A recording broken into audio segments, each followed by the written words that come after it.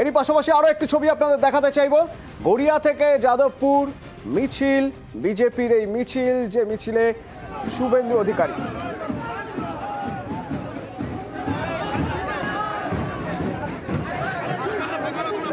আচ্ছা, বিরোধী দলনেতা শুভেন্দু অধিকারী।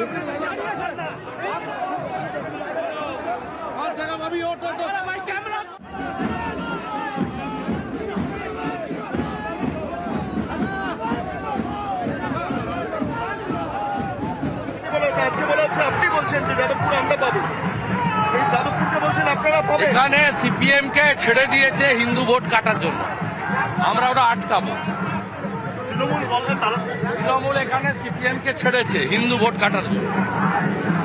উদ্বাস্তুরা দ্বিতীয়বার উদ্বাস্তু হতে চায় না, আর উদ্বাস্তু হব না, মোদিজিকে ছাড়বো না। চল বাকি বক্তব্য।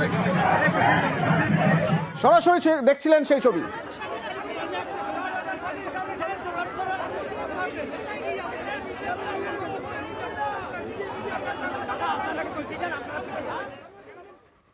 এই ছিল মিছিলের ছবি।